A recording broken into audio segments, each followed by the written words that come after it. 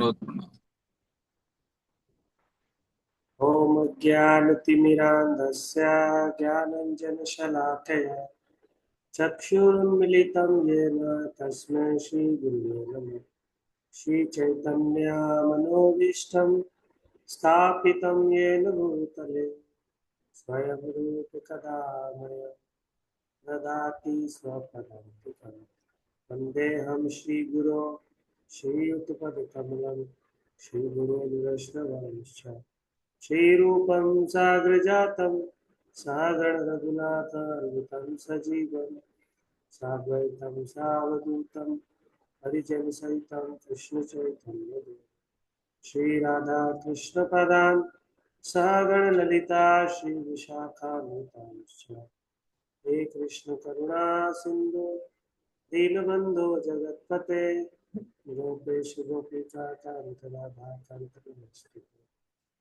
भक्त कांचन गौरंगी राधे वृंदावनेश्वरी वृषभानुसुते देवी ब्रह्मणि हरिप्रिये सकल्पतरुभ्यश्च कृपा सिन्धुभैश्च पतितनां पावनेभ्यो वैष्णवेभ्यो नमः।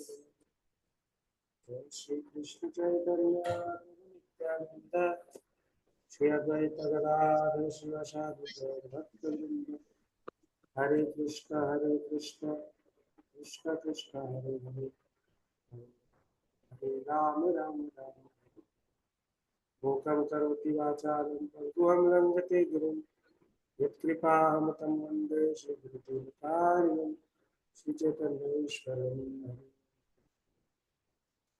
हरे कृष्ण।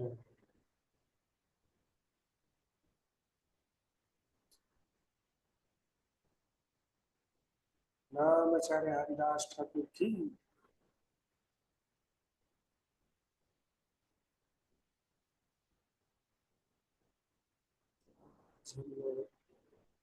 चर्चा करने जा रहे हैं रामाचार्य हरिदास ठाकुर के बारे में।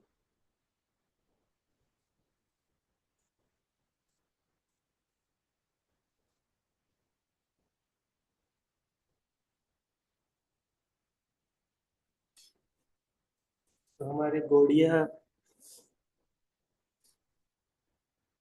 संप्रदाय में आप सब लोग जो चैतन्य महाप्रभु की जीवन से संबंधित उनकी शिक्षाओं से संबंधित जो दो मुख्य ग्रंथ है, एक ग्रंथ है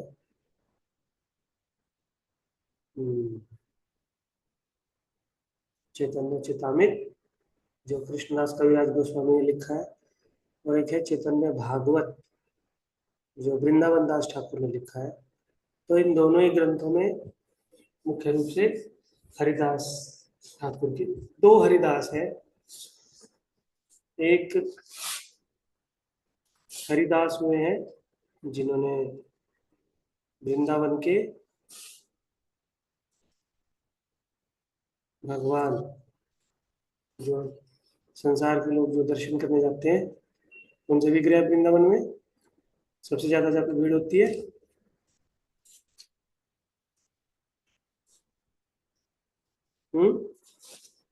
बांके बिहारी जी। बांके बिहारी जी। तो एक जो हरिदास है उनका नाम है स्वामी हरिदास, जिन्होंने बांके बिहारी भगवान के मंदिर की स्थापना की, भगवान के विग्रह की स्थापना की, जो उनको वृंदावन से ही मिले थे। उनका नाम है स्वामी हरिदास। लेकिन ये जो है वो है हरिदास ठाकुर। तो हरिदास ठाकुर सब जानते हैं ब्रह्मा जी का अवतार है। ब्रह्मा जी को अवतार लेके क्यों आना पड़ा, ये एक पुराण में कथा आती है। और कहाँ पे वो अवतार लिए? बुरहन विलेज में, बुरहन विलेज जो कि सतकीरा डिस्ट्रिक्ट, जब पहले अभी का वेस्ट बंगाल और जो बांग्लादेश है वो इकट्ठा था, सारा एक बंगाल था।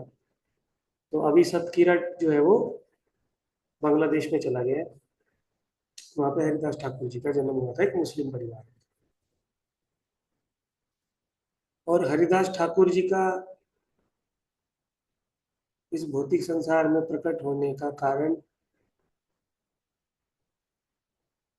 भगवान की अघासुर उद्धार लीला से जुड़ा हुआ है। अघासुर के बारे में जानते हैं ना, जो कि पूतना का भाई था।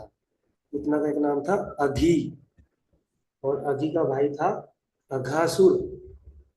तो जब भगवान 6 दिन के बच्चे थे तो कंस ने पूतना को भेजा भगवान को मारने के लिए, लेकिन भगवान ने पूतना का उद्धार कर दिया, उनको अपनी माँ की गति दे दी।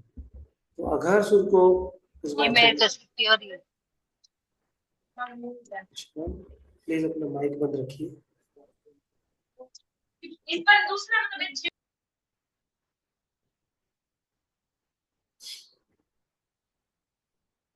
तो तो अघासुर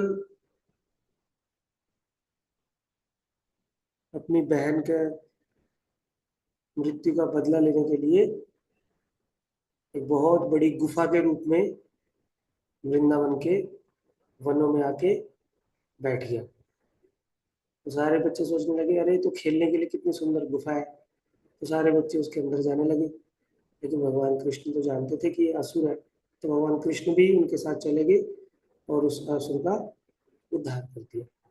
तो जब अघासुर को भगवान ने उद्धार किया तो देवता भी भगवान की इस मनमोहन मनमोहक लीला से बहुत प्रसन्न हुए और स्वर्ग लोक में उत्सव करने लगे। और स्वर्ग लोक में उत्सव करने लगे। वो उत्सव इतना विशाल हो गया कि उस उत्सव की गूंज इस ब्रह्मांड के सबसे ऊपर वाले लोक ब्रह्मलोक तक भी पहुंच गई।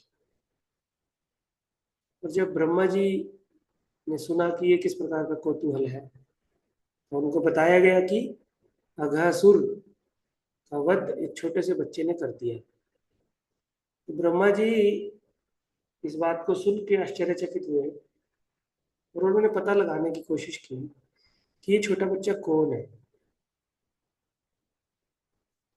लेकिन भगवान की योग माया की शक्ति के कारण ब्रह्मा जी समझ नहीं पाए भगवान कृष्ण को। तो उनको समझ में आ गया कि कोई ये सामान्य बालक नहीं है जो कि मेरे सॉफ्टवेयर में भी ट्रेस नहीं हो रहा, ये जरूर भगवान परम ईश्वर भगवान है। तो फिर ब्रह्मा जी को जब इस बात का पता लगा तो ब्रह्मा जी फिर भगवान से क्षमा मांगने के लिए आए। और भगवान ने उनको बोला कि तुम अपनी इस गलती का पश्चाताप करो। और ब्रह्मा जी फिर नवदीप में जाके बहुत वर्षों तक तपस्या की। और फिर भगवान वहां पे चैतन्य महाप्रभु के रूप में आके प्रकट हुए और बोले कि कलयुग में मैं इस रूप में प्रकट होऊंगा और तुम मेरे संकीर्तन आंदोलन को सहयोग करने के लिए एक बहुत ही निम्न परिवार में और बहुत ही अभाव में रह के अवतार लोगे और हमेशा मेरे नाम का कीर्तन करते रहोगे। ये तुम्हारा पश्चाताप भी होगा और मेरे लिए तुम्हारी कुछ सेवा भी होगी। तो फिर ब्रह्मा जी को चैतन्य महाप्रभु ने आशीर्वाद दिया। इस वजह से हरिदास ठाकुर भगवान ब्रह्मा जी के अवतार है, जिनको नामा आचार्य भी कहा जाता है, नाम के आचार्य। सब लोग जानते हैं ना हरिदास ठाकुर कितना जप किया करते थे।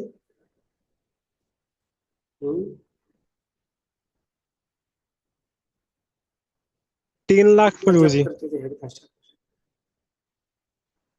3 लाख। कितनी माला होगी? 192, 192 माला जप किया करते थे पूरे 24 घंटे में। और फिर अगले 24 घंटे में 192, अगले 24 घंटे में 192। इसको बोलते हैं 3 लाख नाम जप। ठीक है।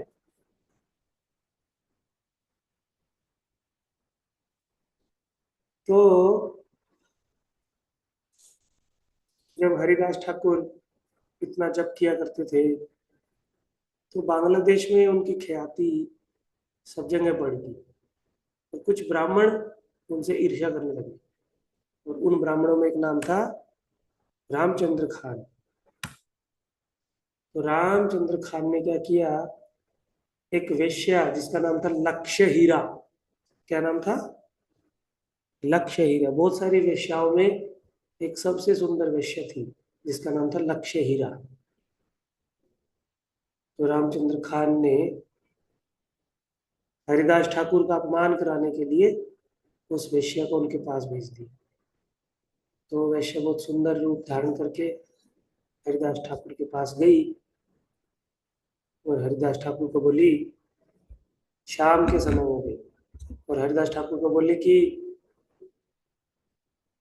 मैं तुमसे कुछ बात करना चाहती हूँ और तुम्हारी कुछ सेवा करना चाहती हूँ। तो हरिदास ठाकुर अपनी माला दिखाए उनको, बोले कि ठीक है, हम लोग बात करेंगे, तुम्हारी बात मैं सुनूंगा, तुम क्या कहना चाहती हो। थोड़ा सा मेरा जप रहता है, इस जप को मैं पूरा कर लेता हूँ, फिर तुम्हारी बात सुनूंगा। तो शाम होगी, हरिदास ठाकुर जप कर रहे हैं, रात के 12 बज गए, 1 बज गए, 2 बज गए, 3। लक्ष्य हीरा को रात को बीच बीच में नींद भी आ रही है, और बीच बीच में वो हरिदास ठाकुर का जप भी सुन रही है। एक रात बीत गई ऐसे। तो सुबह हुई तो हरिदास ठाकुर बोले, देखो अभी अभी मेरा जप खत्म हुआ है, क्षमा करना मैं तुम्हारी कोई इच्छा पूरी नहीं कर पाया, कल आ जाओ तुम, कल शाम को फिर आ जाओ तुम, तुम्हारी जो भी इच्छा होगी मैं पूरी करूंगा, तुम्हारी बात सुनूंगा। तो कल लक्ष्य हीरा थोड़े लेट आई, अगले दिन दूसरी रात को, रात के 8-9 बजे जब अंधेरा हो गया। तो फिर से हरिदास ठाकुर जप कर रहे थे, तो लक्ष्य हीरा देख के थोड़ा सा गुस्सा हुई। तो हरिदास ठाकुर बोले, नहीं नहीं गुस्सा मत हो, आज तो मेरा जप जल्दी खत्म हो जाएगा, थोड़ा तुम बैठ जाओ। तो हरिदास ठाकुर फिर जप कर रहे दूसरी रात को। अब दूसरी रात को जब लक्ष्य हीरा हरिदास ठाकुर का नाम सुन रही है, उनके कान में हरिदास ठाकुर का नाम जा रहा है, तो लक्ष्य हीरा का हरिदास ठाकुर का नाम सुनने में, हरि का नाम सुनने में इंटरेस्ट आ रहा है। धीरे धीरे वो ध्यान से वो नाम को सुन रही है।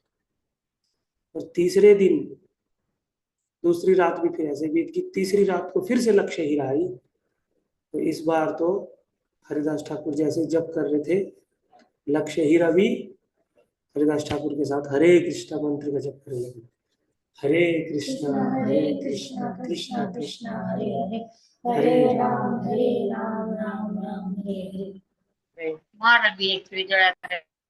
और जैसे ही उन्होंने भगवान का नाम का उच्चारण किया, उनके हृदय में जो भी विकार था उससे वो मुक्त होगी, और हरिदास ठाकुर के सामने उन्होंने समर्पण कर दिया।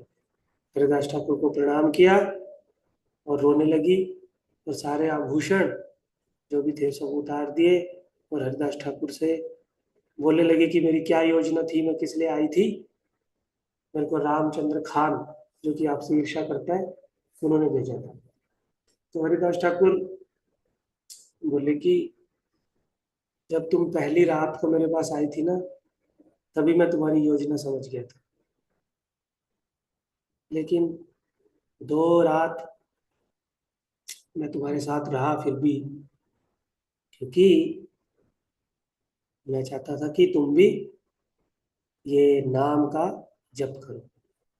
और अभी मैं तुमको उपदेश देता हूँ, इस कुटिया में तुम हमेशा रहना, और जो भी तुम्हारे पास धन आभूषण संपत्ति है, वो सारी संपत्ति को वैष्णवों की, ब्राह्मणों की सेवा में लगा देना। और आज से इस कुटिया में रहना। और हरिदास ठाकुर उस कुटिया को छोड़ के लक्ष्य हीरा को भगवान की भक्त बना के वहां से चले गए।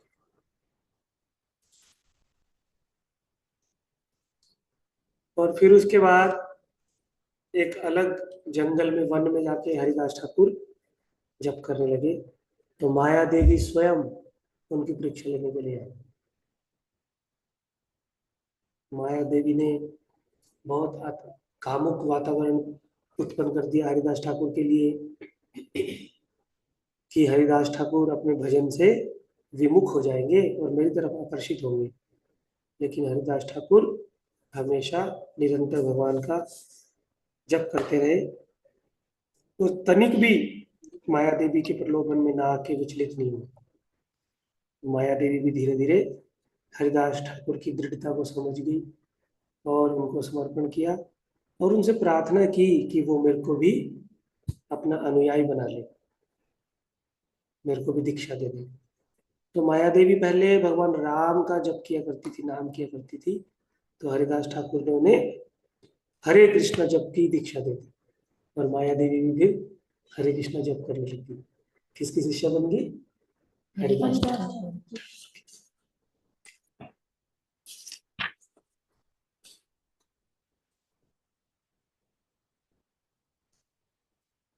उसके बाद एक बहुत सुंदर कहानी आती है।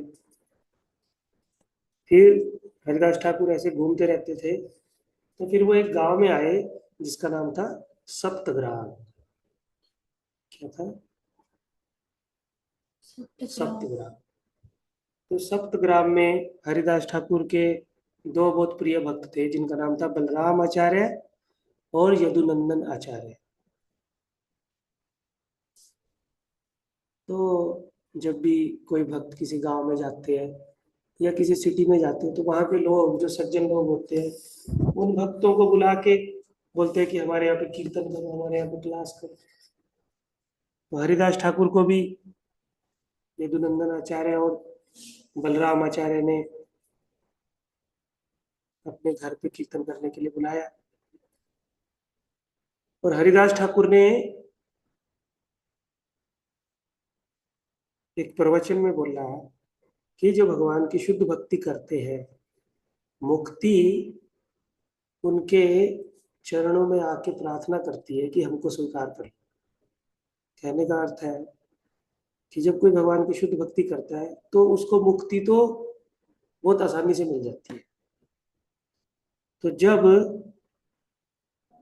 हरिदास ठाकुर ने इस सिद्धांत को सबके सामने प्रकट किया तो वहां पे एक व्यक्ति बैठा था जिसका नाम था गोपाल चक्रवर्ती।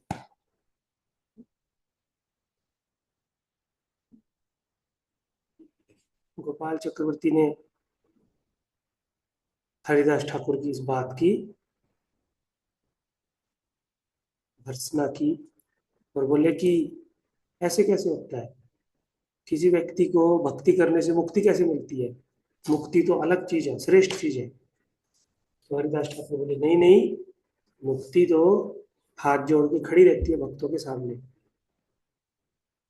तो गोपाल चक्रवर्ती बोले अगर ऐसी बात है, तुम्हारी बात अगर सत्य है ना, तो 3 दिन में मैं अपनी नाक कटा लूंगा अगर ये बात सत्य हुई तो। अभी मैं जाता हूँ और शास्त्रों से प्रमाण लेके आता हूँ। हरिदास ठाकुर कुछ नहीं बोले, अपना भजन करते रहे, अपनी क्लास कीर्तन करते रहे। और जैसे ही 3 दिन बीते तो गोपाल चक्रवर्ती का नाक अपने आप पिघल के नीचे गिरने लगी और उनकी उंगलियां भी पिघलने लगी। उनको बहुत भयानक कुष्ठ रोग हो गया जिसके कारण उनके पूरे शरीर में पस पड़ गया और उनका नाक और हाथ गलने लगे। तो इसीलिए पद्म पुराण में एक श्लोक आता है वैष्णव निंदा पे,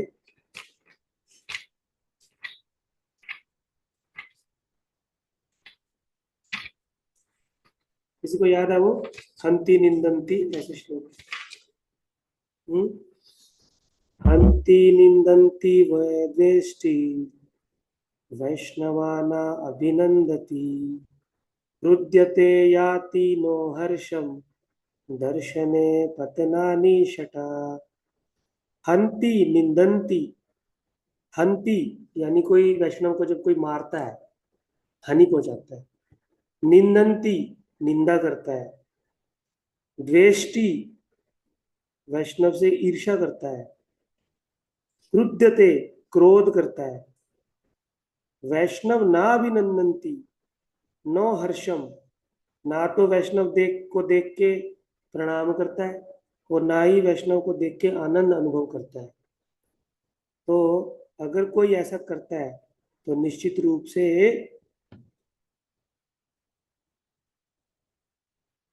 वो वैष्णव के प्रति बहुत बड़ा अपराध करता है।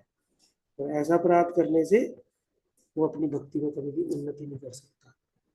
तो 6 काम: वैष्णव को मारना, वैष्णव की निंदा करना, वैष्णव से ईर्ष्या करना, वैष्णव पे क्रोध करना, वैष्णव को देख के उनको प्रणाम न करना, और वैष्णव को देख के हर्षित ना होना, दुखी होना, मुंह बनाना, उनको इग्नोर करना, उनको वेलकम ना करना।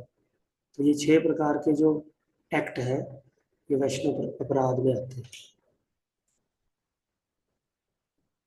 तो गोपाल चक्रवर्ती ने क्या किया था? कौन सा अपराध किया था 6 में से?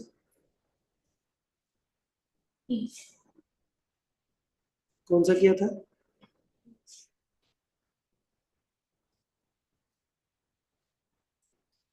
निंदा की थी ना, और ईर्ष्या भी करते थे। ठीक है।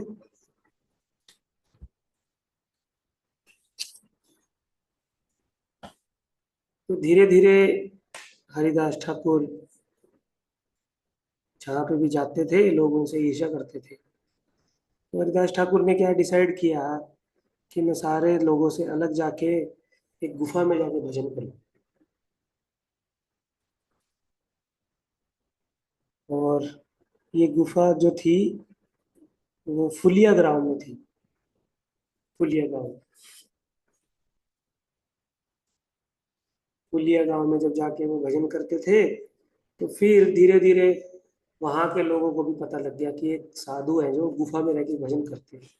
तो बहुत सारे ब्राह्मण, बहुत सारे भक्त हरिदास ठाकुर से मिलने आया करते थे। लेकिन जब वो गुफा में हरिदास ठाकुर के पास बैठते थे तो उनकी आंखों में एक प्रकार की जलन होती थी और घुटन होती थी उस गुफा में। तो उन्होंने एक वेद को जाके ये सूचना दी। तो उन वेद ने, ब्राह्मण ने आके निरीक्षण किया तो उनके समझ में आ गया कि गुफा में तो किसी विषैले सर्प का प्रभाव है।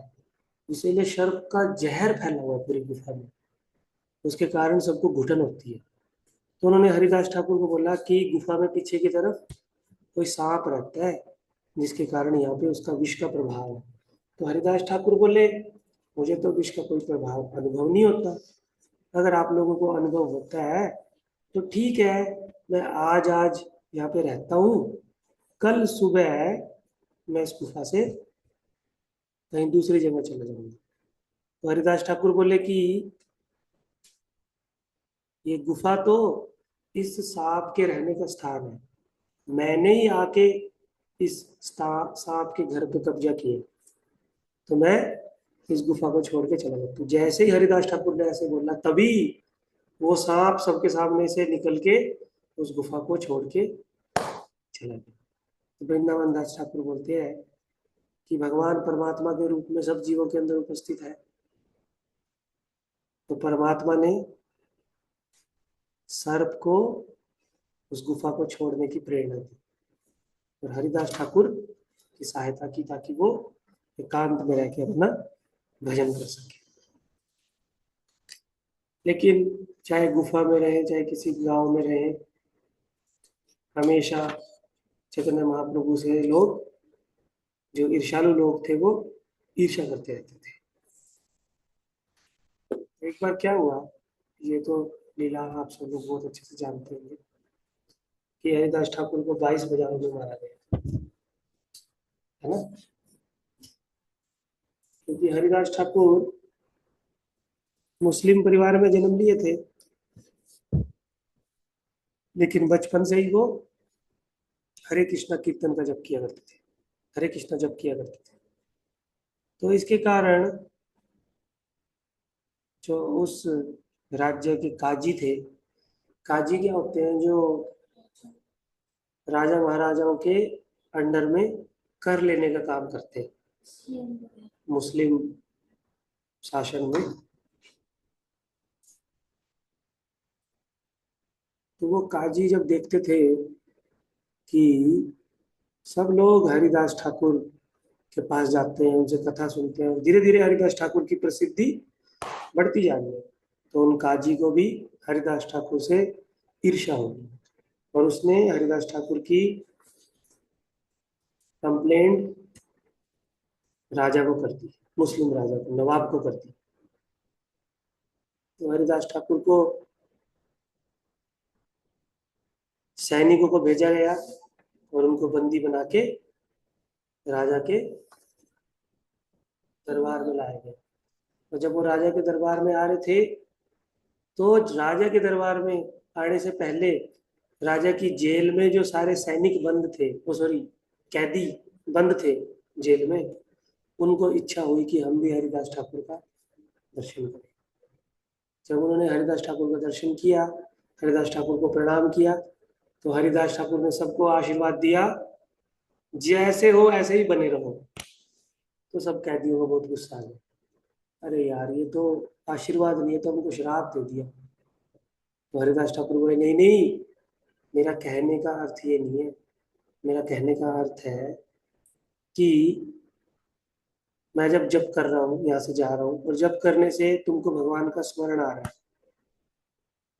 तो अभी जो तुमको भगवान का स्मरण आ रहा है ना, हमेशा अपने जीवन में ऐसे ही रहो, भगवान का हमेशा स्मरण करते रहो। तो फिर उन कैदियों को समझ में आया कि हरिदास ठाकुर हमको श्राप नहीं दे रहे, हमको आशीर्वाद दे रहे। जैसे हमारे गौड़ीय संप्रदाय में आशीर्वाद दिया जाता है ना, कृष्णेर्मतिरस्तु, कि आपको हमेशा भगवान कृष्ण का स्मरण आता है। तो इसी प्रकार का कुछ आशीर्वाद हरिदास ठाकुर ने राजा के दरबार में जाने से पहले कैदियों को दिया। तो राजा के दरबार में जब हरिदास ठाकुर को प्रस्तुत किया गया, तो राजा ने बोला कि तुम इतने उच्च परिवार में जन्म लिए हो, मुस्लिम परिवार में, तुम ये काफिर, काफिर जो है मुस्लिम लोग जो हिंदुओं को बोलते हैं, ये बहुत गलत शब्द है। मुस्लिम लोग हिंदुओं को काफिर बोलते हैं, या दूसरी कास्ट के लोगों को काफिर बोलते हैं। तो राजा बोला कि तुम उच्च परिवार में जन्म लिए और काफिरों का भजन करते हो, काफिरों के भगवान का भजन करते हो, तुमको अल्लाह कभी भी माफ नहीं करेगा। तो हरिदास ठाकुर ने बोला कि जब कोई व्यक्ति हिंदू से मुस्लिम बनता है, तब आप उसको कुछ बोलते हो? तो राजा ने बोला नहीं। तो बोला अगर कोई व्यक्ति मुस्लिम से हिंदू बन गया, तब उसको आप क्यों कुछ बोल रहे हो? वो अपने धर्म के अनुसार काम कर रहा है, उसको करने दो। तो राजा बोला कि तुम्हारी बात तो बिल्कुल ठीक है, लेकिन काजी जो था उसने राजा को भड़का दिया। काजी ने बोला इसको ऐसे मत छोड़ो, इसको कुछ दंड दो। अगर इसको दंड नहीं देंगे ना, तो हमारे मुस्लिम लोग और भी सारे हिंदू बन जाएंगे और हमारे धर्म का अपमान हो जाएगा। तो राजा के दिमाग में ये बात घुस गई और उसने बोला ठीक है, हरिदास ठाकुर को सूली पे चढ़ा दो। हाजी बोला नहीं नहीं नहीं, सूली पे नहीं चढ़ाते। तो बोले क्या करना, तुम ही डिसाइड करो तो क्या करना, मैंने तुम्हारे ऊपर छोड़ दिया, जो भी हरिदास ठाकुर के साथ करना कर। तो काजी ने बोला इनको बोलो कि या तो कलमा पढ़े, कलमा मतलब जब कोई मुस्लिम धर्म को स्वीकार करता है तो कलमा पढ़ाया जाता है, या तो कलमा पढ़े और हरे कृष्णा जप जो एक कर रहे हैं इसको करना छोड़ दे, फिर तो हम इनको माफ कर देंगे। तो राजा ने बोला देखो हरिदास, काजी जो बोल रहा है उसकी बात मान लो, नहीं तो तुमको बहुत दंड दिया जाएगा। तो हरिदास ठाकुर ने वहां पे एक बहुत ही सुंदर श्लोक बोला जो चैतन्य भागवत में आता है, खंड खंड होई देह याए यदि प्राण, तबु आमी वदने ना छाड़ी हरि नाम, तबु आमी वदने ना छाड़ी हरि नाम। भले ही मेरे शरीर के टुकड़े टुकड़े हो जाए, मेरे प्राण चले जाए, फिर भी मैं भगवान के पवित्र नाम का उच्चारण करना कभी नहीं छोड़ूंगा। हरिदास ठाकुर बहुत दृढ़ प्रतिज्ञ थे। तो राजा ने बोला काजी को ठीक है, ये तो कलमा भी नहीं पढ़ते और हरे कृष्ण जप भी नहीं छोड़ते। बोल रहे हैं आप चाहे मेरे टुकड़े टुकड़े कर दो, मेरे शरीर के हर टुकड़े में से हरे कृष्ण मंत्र का जाप होगा। तो राजा बोले काजी तुम डिसाइड करो क्या सजा दोगे। तो काजी ने बोला अपने कुछ पहलवान सैनिकों को बुलाओ और लोहे के कोड़े और बेत मंगाओ। लोहे के कोड़े और बेत, कोड़े क्या होते हैं? कोड़े तो एक जो घोड़े को चलाने के लिए होता है ना चाबुक, उसको कोड़ा बोलते हैं। और बेत बोलते हैं जो कि बहुत धारदार लोहे का एक वो होता है। किसी को याद है क्या बोलते हैं उसको? बेत नहीं, तलवार नहीं। क्या बोलते हैं प्रभु, किसी को पता है? बेत, जो बेत क्या? बांस की बनती थी डंडियां, जो बांस की पतली पतली स्टिक्स होती हैं उनको बेंत बोलते हैं।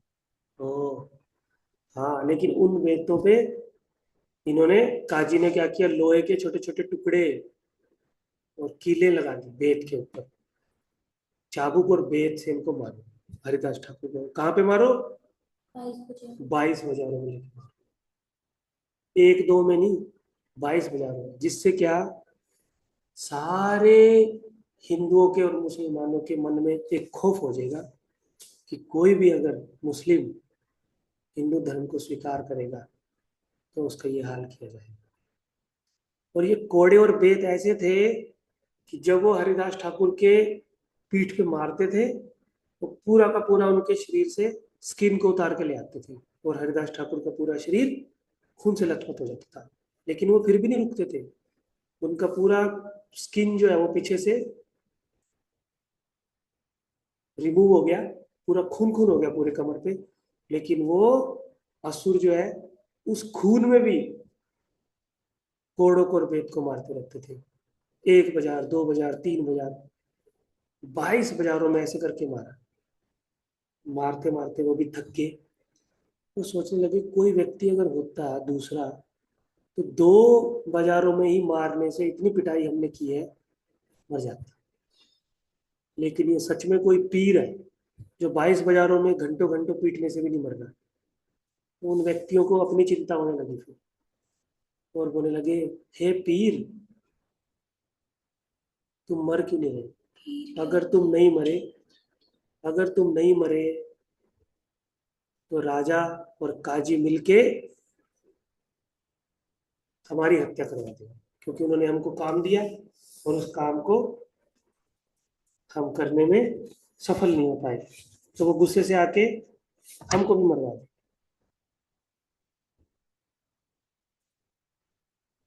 तो फिर हरिदास ठाकुर ने उनकी तरफ करुणा से देखा, दया दृष्टि से देखा और बोला हरिदास बोले सुना विप्रगण। नहीं नहीं, ये नहीं श्लोक।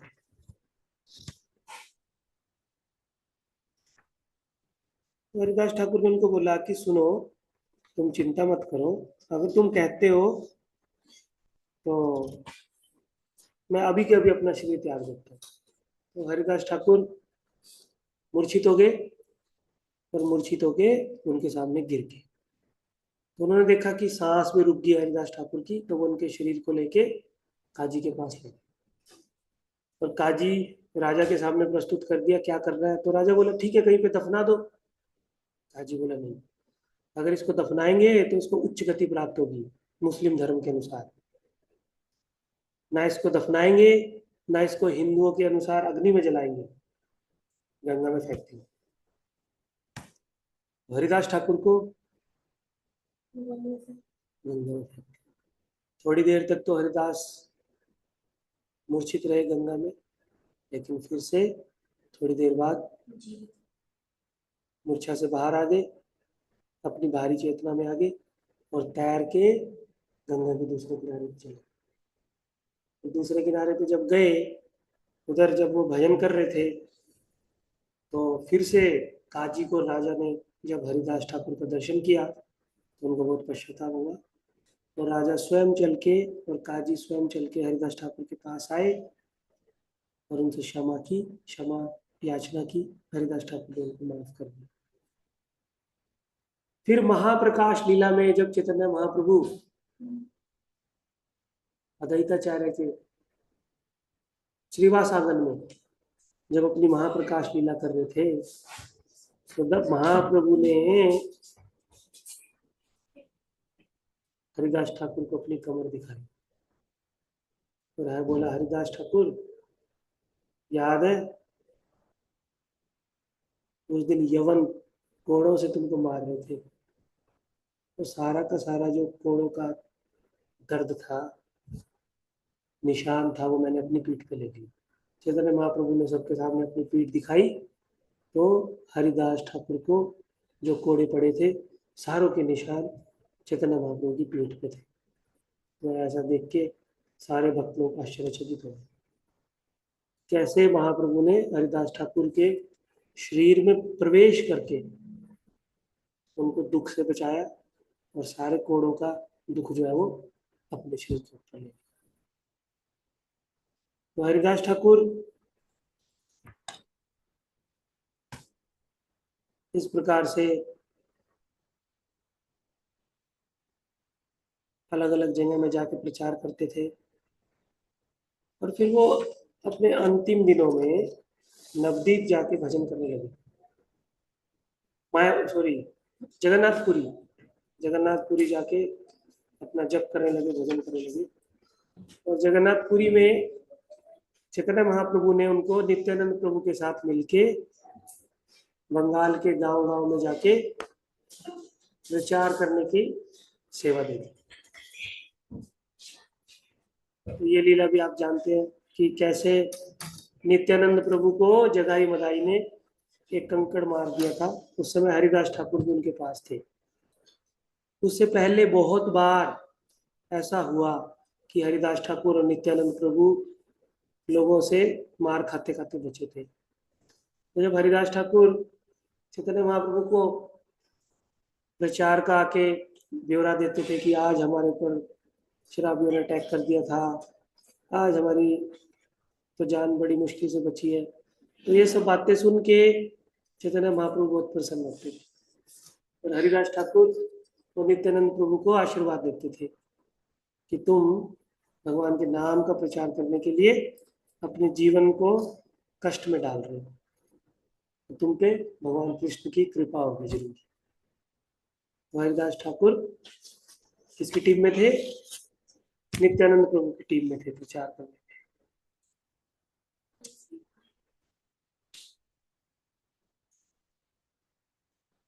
और हरिदास ठाकुर की आयु जब थोड़ी बढ़ने लगी तो जगन्नाथपुरी में ही बहुत दूर की तरफ वो एक कुटिया बना के रखते थे, और कभी कभी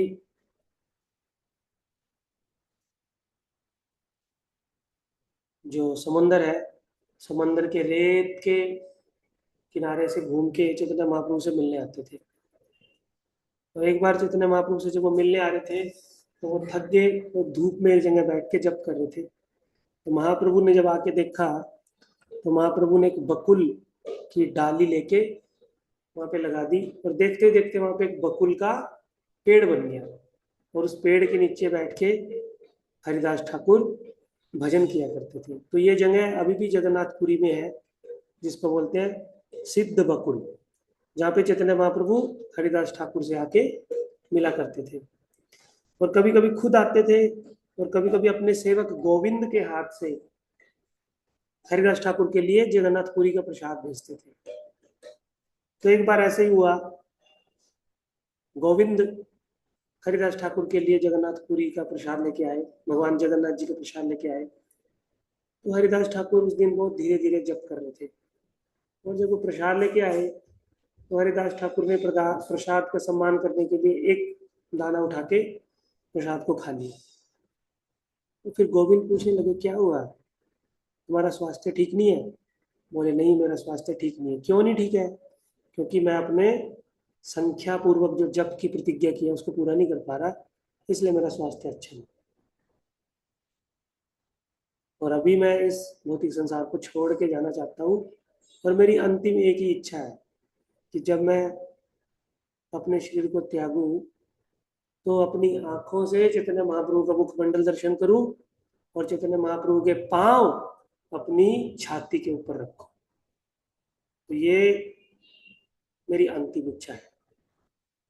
तो ऐसा ही हुआ। कुछ दिनों के बाद जब हरिदास ठाकुर का स्वास्थ्य और खराब हुआ, जब वो अपनी अप्रकट लीला करने वाले थे, तो चैतन्य महाप्रभु आके उनकी कुटिया में रहने लगे।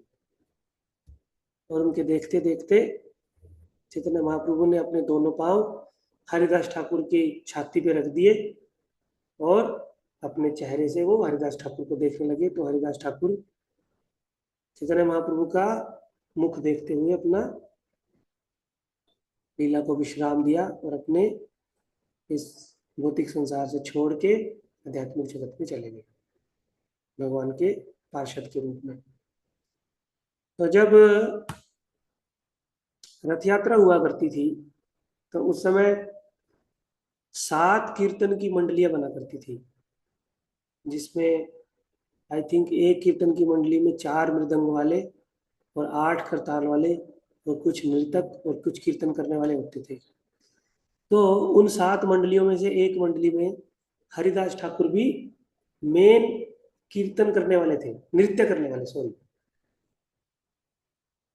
जब चैतन्य महाप्रभु नृत्य करते थे भगवान जगन्नाथ पुरी में रथ के सामने, तो उसमें हरिदास ठाकुर भी एक मंडली में मिलके नृत्य किया करते थे। तो जब हरिदास ठाकुर ने अपना शरीर त्यागा तो स्वयं चैतन्य महाप्रभु उनको उठा के लेके गए और पुरी के समंदर में स्नान कराया और ये घोषणा की कि जो भी इस समंदर में भविष्य में स्नान करेगा उसको कृष्ण प्रेम की प्राप्ति होगी। और फिर हरिदास ठाकुर को समंदर के किनारे में ही समाधि दी। आज भी जगन्नाथपुरी में समंदर के किनारे हरिदास ठाकुर की समाधि है। वहाँ पे इस्कॉन का छोटा मंदिर भी है, सब लोग वहाँ पे जाते हैं, दर्शन करते हैं। और एक बहुत बड़ा फेस्टिवल किया चैतन्य महाप्रभु ने, बहुत बड़ा फेस्टिवल। सारे जगन्नाथपुरी के लोगों को प्रसाद खिलाया और हरिदास ठाकुर के पारायण को एक बहुत बड़ा फेस्टिवल बना दिया, उत्सव के रूप में बना दिया नृत्य।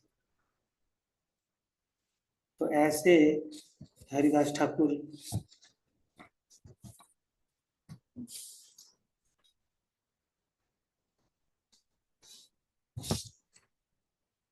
जो है वो हमको शिक्षा देते हैं कि कोई व्यक्ति अगर उच्च परिवार में जन्म लिया है लेकिन वो अगर भगवान का नाम नहीं लेता तो उसका जीवन व्यर्थ है। अगर कोई व्यक्ति किसी निम्न परिवार में जन्म लिया लेकिन उसके जीवन में भगवान का नाम आता है तो उसका जीवन बहुत श्रेष्ठ है। एक छोटा सा और कहानी भी आता है चैतन्य भागवत में। तो चैतन्य भागवत की बुक है, इसमें बहुत सारी लीलाएं हैं हरिदास ठाकुर की। तो एक जो सहजिया लोग हैं उनको शिक्षा देने के लिए भी हरिदास ठाकुर ने एक लीला की। एक बार क्या हुआ, बंगाल में ही एक सपेरा था जो क्या करता था, सांप को अपने मुंह में डाल लेता था और फिर वो बीन बजाता था। जैसे जैसे सांप नाचता था वो सपेरा भी ऐसे नाचता था, सबके सामने इस प्रकार का नाटक प्रस्तुत करता था। तो एक बार जब वो इस प्रकार का नाटक कर रहा था तो हरिदास ठाकुर वहां पे आ गए और हरिदास ठाकुर भगवान के नाम के प्रभाव में इतना ज्यादा मग्न थे कि वो सपेरे के साथ साथ नाचने लगे। कभी उनके शरीर में रोमांच आता, कभी उनके शरीर में बहुत सारा पसीना आता, कभी वो हंसने लगते, कभी रोने लगते। तो ये सब देख के बहुत सारे लोग इकट्ठे हो गए और सपेरा जो है वो एक साइड में खड़ा हो गया। उसने हरिदास ठाकुर को प्रणाम किया और साइड में खड़ा हो गया। तो हरिदास ठाकुर थोड़ा देर नृत्य करने के बाद फिर से जब बाहरी चेतना में आए तो उस जगह को छोड़ के चले गए। तो वहां पे एक ब्राह्मण था, उसने सोचा सब लोग हरिदास ठाकुर का बहुत सम्मान कर रहे हैं इस प्रकार का नृत्य करने से, तो उसने भी मौके का फायदा उठाना चाहा और तुरंत उसी जगह में कूद गया जहाँ पे हरिदास ठाकुर नृत्य करके गए थे। और वो भी धरती पे ऐसे पटक पटक के नाचने लगा तो तुरंत सपेरा आया और सपेरे ने तुरंत उसको लाठियों से पीटना शुरू कर दिया ब्राह्मण को, और पीट पीट के उसको वो जगह से बाहर कर दिया। तो ब्राह्मण बहुत गुस्सा हुआ, बोला जब हरिदास ठाकुर यहाँ पे नृत्य कर रहे थे तब तो तुम हाथ जोड़ के प्रणाम कर रहे थे, अभी मैं नृत्य कर रहा हूं तो तुम मेरे को पीट रहे हो। तो बोले इसके बारे में मैं नहीं बताऊंगा, मेरे अंदर जो सर्प है वो जब बाहर आएगा वो बताएगा। तो उस पेरे के मुख से वो सांप बाहर आया और वो सांप बोलने लगा हरिदास ठाकुर की महिमा, कि हरिदास ठाकुर का अगर कोई भजन भी सुनेगा, जप भी सुनेगा, तो वो शुद्ध हो जाएगा। उनके दर्शन और नृत्य करना तो बहुत बड़ी चीज है।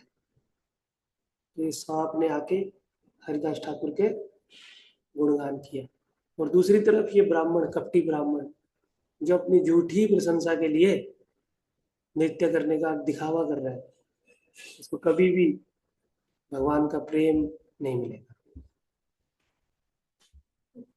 तो इस प्रकार से जो सहजिया लोग थे उनके सिद्धांत को भी यहाँ पे हरिदास ठाकुर ने प्रस्तुत किया कि ये जो नृत्य करना, ये जो है वो केवल एक्सटर्नल चीज नहीं है, ये अंदर का चीज है, भगवान का भक्ति से संबंधित चीज है। और हरिदास ठाकुर ना बहुत जोर से जप किया करते थे, बोल बोल के जप किया करते थे। उनसे ब्राह्मण बहुत गुस्सा होते थे, बोलते थे जोर से जप क्यों करते हो तुम, धीरे धीरे जप करो। हरिदास ठाकुर बोलते थे कि जब हम जोर से जप करते हैं ना तो हमारा जप जब लता, कीट, पक्षी, पशुओं को सुनाई देता है तो उनको भी फायदा होता है, इसलिए हम लोग जोर जोर से जप करते हैं। तो ब्राह्मण बहुत गुस्सा होते थे, वो बोलते थे अच्छा कलयुग में ये देखने को मिल रहा है कि असुर लोग ब्राह्मणों के घर में जन्म लेते हैं और बहुत सारी कथा बोलते हैं। तो हरिदास ठाकुर बोलते थे नहीं नहीं, ये शास्त्र में ऐसा लिखा हुआ है, तो शास्त्र में लिखने के कारण ही मैं ऐसा बोल रहा हूँ कि हमको जोर से हरे कृष्ण कीर्तन करना चाहिए। तो इस प्रकार से हम लोग हरिदास ठाकुर से प्रार्थना कर सकते हैं कि कैसे भगवान का नाम करने में उनका निरंतर रुचि था, ऐसा रुचि भी हमारे जीवन में आए, और जीवन में जब कष्ट आए तो हम लोग भगवान की सेवा से विचलित न हो। हरिदास ठाकुर से इस प्रकार की प्रार्थना कर सकते हैं। हरे कृष्ण कृष्ण कृष्ण हरे हरे, हरे राम राम राम। नामाचार्य हरिदास ठाकुर की, श्रील प्रभुपाद की, पिताई गौर प्रेमानंद। किसी का कुछ प्रश्न है, किसी को कुछ बोलना है, बोलिए। जी मेरा प्रश्न है कि जब आपने कहा कि नित्यानंद प्रभु और हरिदास ठाकुर जी पीटते पीटते बचते थे, तो चैतन्य महाप्रभु क्यों प्रसन्न होते थे?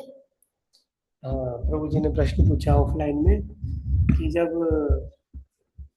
नित्यानंद प्रभु और हरिदास ठाकुर पीटते पीटते बचते थे तो चैतन्य महाप्रभु क्यों खुश होते थे जब वो उनको आके बताते थे। तो चैतन्य महाप्रभु इसलिए खुश होते थे क्योंकि वो चैतन्य महाप्रभु की आज्ञा का पालन करते थे, और उस आज्ञा को पालन करने में उनको कष्ट होता था, लेकिन वो कष्ट को सहन करते थे, फिर भी चैतन्य महाप्रभु की आज्ञा का पालन करते थे। इसलिए चैतन्य महाप्रभु बहुत खुश होते थे। मान लीजिए आपको किसी ने कुछ बोला, आपके पेरेंट्स ने कि ये काम करके आओ, और उस काम को करने में बहुत मुश्किल हो रही है आपको, लेकिन फिर भी आप उस काम को करने जा रहे हैं, और फिर आके अपने पेरेंट्स को बताएं कि आपने मुझे जो काम बोला था उसको करने में मुझे बहुत कष्ट हुआ, बहुत मुश्किल हुआ, लेकिन मैंने कर दिया, तो पेरेंट्स ज़्यादा खुश होंगे। चैतन्य महाप्रभु भी ऐसे खुश होते थे। ठीक है, और कोई किसी का कुछ प्रश्न है?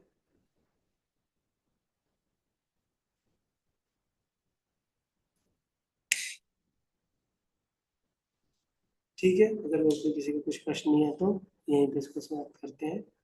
हरे कृष्णा। तो नेक्स्ट मंडे को हम लोग 3 दिन, मंडे ट्यूसडे वेडनेसडे, किन्हीं दूसरे 3 आचार्यों के बारे में, भगवान के भक्तों के बारे में चर्चा करेंगे। हरे कृष्ण। सबका बहुत बहुत धन्यवाद।